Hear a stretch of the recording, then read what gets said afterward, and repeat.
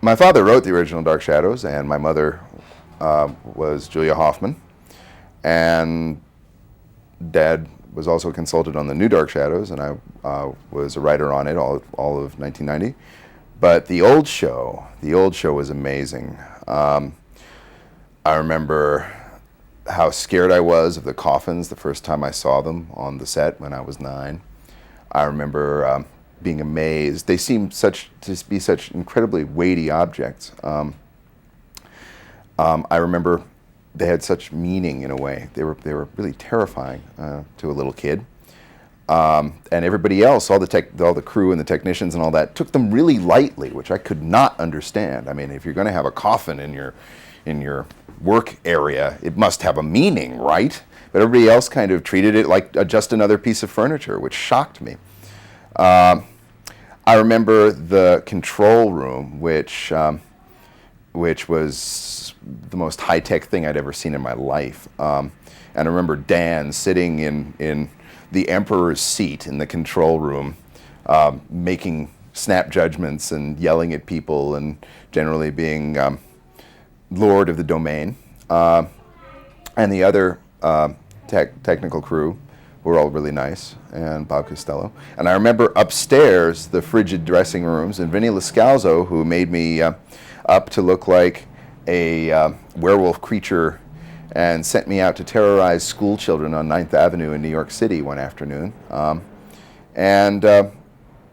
it was a fascinating period, and it was because I would go home, I would leave school, and I would go do my homework in my mom's dressing room and hang out on the set with Jonathan Frid and all of them. And they treated me very nicely, and I was in awe of all of them.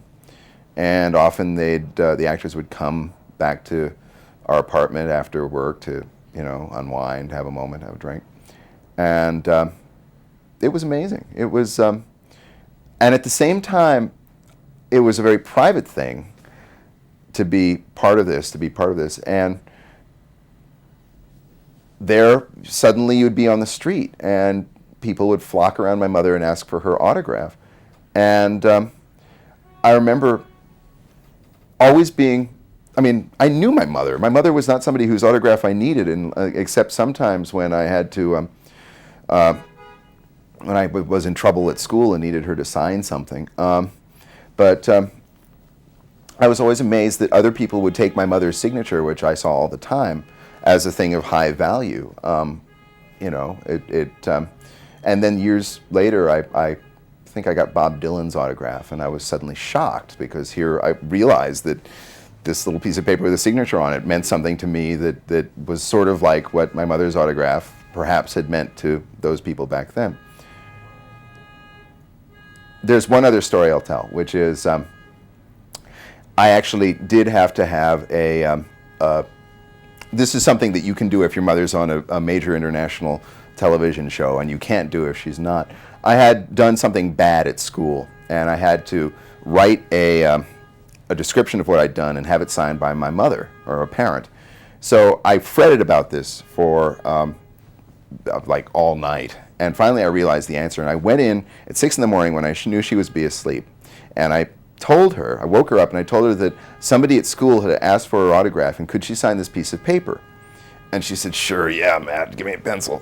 So I got a pencil, and she started to sign the piece of paper, and I said, "No, lower."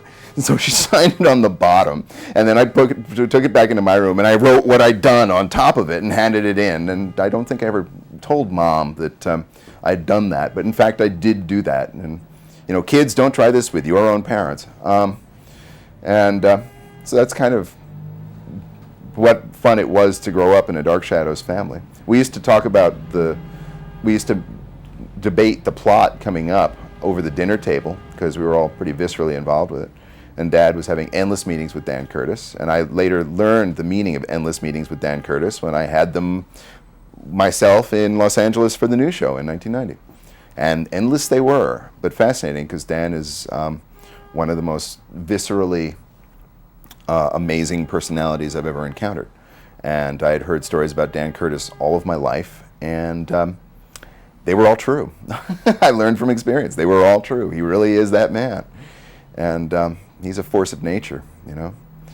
I got the job. It was a job that I'd wanted all my life because the last episode of Dark Shadows, Gordon Russell was on screen. He was a writer with my father, Sam Hall. Dad wouldn't ever go on screen on anything. And Mom was on it, and everybody I knew was on the show, and I wasn't working on the show, even little kids. Even David Hennessy was on the show, and I wasn't working on the show. So I wanted a job on Dark Shadows when I was a kid because it just seemed the coolest thing in the world to do. So years later, Dan Curtis read my first novel, Nightmare Logic, and liked it, and offered me a job on the new Dark Shadows, and I was thrilled, and I did it, and I actually stopped working on my second novel for a chunk because I went out to LA and did Dark Shadows, had this childhood fantasy fulfilled, and it was a gas. It was, you know, I hope that people liked the show that we did, and I thought it was, as somebody said, a high quality production. I thought it was a really nicely done thing.